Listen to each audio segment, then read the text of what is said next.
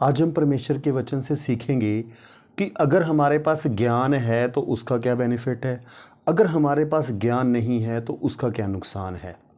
इसके ऊपर हम बात करेंगे। हम पढ़ेंगे एक वचन होशे, इसकी 4 नंबर और 6 नंबर वर्ष। यहाँ पे लिखा है, मेरे ज्ञान के ना होने से मेरी प्रजा नष्ट हो गई। ये वचन हमें ये सिखा रहा है, परमेश्वर का वचन में कह रहा है कि ज्ञान ना होने की वजह से प्रजा नष्ट हो गई। अब थोड़ा सा इसके ऊपर हम मनन करेंगे, ध्यान करेंगे। देखो, हमें ना ज्ञान होना बहुत ज़रूरी है। सबसे पहले हमें परमेश्वर के वचन का ज्ञान होना बहुत ज़रूरी है।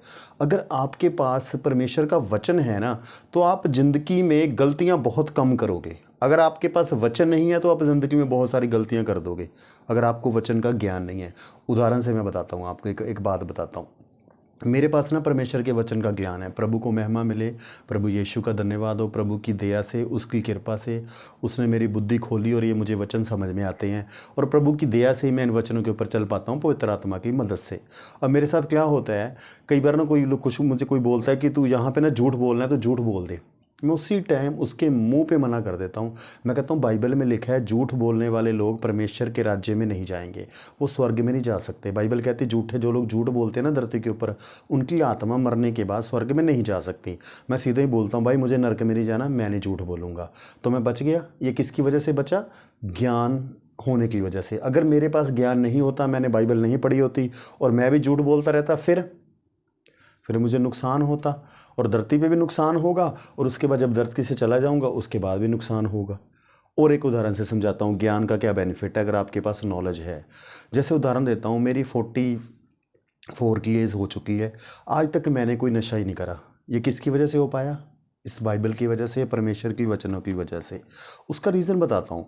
मुझे पता है, बाइबल से मैंने सीखा है। बाइबल में लिखा है कि जो हमारा शरीर है ये परमेश्वर का मंदिर है।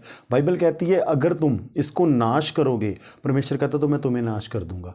यानी हमें इस शरीर की टेक केयर करनी हमारी रिस्पॉन्सिबिलिटी है। हम इसमें ऐसा कोई भी सामान, कोई भी चीज़ नहीं डाल सकते इस शरीर में जो इसको नुकसान करे, क्योंकि परमेश्वर कह रहे हैं अगर तुम इसको नुकसान करोगे तो क्या होगा? परमेश्वर कह रहा है मैं तुम्हें नष्ट करूंगा। एक और थोड़ा सा उदाहरण से इसको क्लियर करता हूँ। मुझे ना कुछ लोग मेरी पहचान में हैं, तो वो शाम को पार्टी करते हैं इकट्ठे, कभी कभी वो ड्रिंक कर लेते हैं। एक दिन मैंने उनसे काम था तो मैं मिलने गया, मुझे कहते आप भी आ जाओ, आप भी पैग लगा लो। मैंने कहा सॉरी ब्रदर, मैं ना पैग लगाता नहीं हूँ, कि मतलब क्योंकि बाइबल में लिखा है कि ये जो शरीर है ना हमारा परमेश्वर के रहने का स्थान है, और अगर हम नशा करेंगे तो हम स्वर्ग में नहीं जा सकते। मैं इतनी बात बोल के मैं वहाँ से आ गया।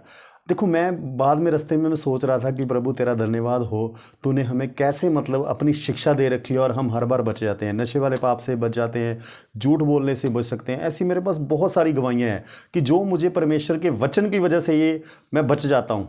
अगर परमेश्वर का वचन मेरे पास नहीं होता तो शायद मैं भी धरती के ऊपर पाप में फंसा होता। तो मैं आपको ये सिखाना चाहता हूँ कि परमेश्वर के वचन को ज़्यादा से ज़्यादा पढ़िए, ज़्यादा से ज़्यादा ज्ञान लीजिए, शिक्षा लीजिए। देखिए, सीख लिए हमें परमेश्वर के वचन को पढ़ना है और इसके मुताबिक हमें जीवन जीना है।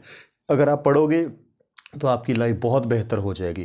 हमें यह भी सीखना है, पति पत्नी के रिश्ते के बारे में भी सीख लिए, बाइबल से सीख लिए कि अगर आपकी शादी हो चुकी है तो पत्नी के साथ आपने कैसे व्यवहार करना है। उसके बाद बच्चों की को अच्छी एजुकेशन देनी है, ये सब बातें आपको समझना पड़ेगी। बच्चों को अच्छी टेक केयर करनी है, माता पिता की रिस्पेक्ट करनी है, माता पिता की टेक केयर करनी है। सब चीज़ों को आप सीखिए। अगर आप सीखेंगे तो जीवन आसान हो जाएगा। देखो, आपने पैसा कमाना भी आपको सीखना पड़ेगा, क्योंकि धरती पे हम रहते हैं, हमें पैसों की ज़रूरत है। तो वो भी सीखिए कि आपने काम धंधा कैसे करना है, अपने स्किल को डेवलप कीजिए और जीवन के हर सेक्टर में ग्रो कीजिए। बाइबल में लिखा है जैसे तुम आत्मिक उन्नति कर रहे हो वैसे ही सभी बातों में उन्नति करो और भले चंगे रहो। हमें बैलेंस करके चलना है, हमें आत्मिक उन्नति भी करनी है, और जो दूसरे काम है, जो भी आप जॉब कर रहे हो, बिजनेस कर रहे हो, स्टडी कर रहे हो, कुछ भी कर रहे हो, उसको भी पूरी ताकत के साथ पूरा मन लगा के उस काम के करो, और हर सेक्टर में हर जगह पे नंबर 1 पे आओ। आज के लिए इतने काफ़ी है। प्रभु आपको बहुत आशीष दे। Thank you very much.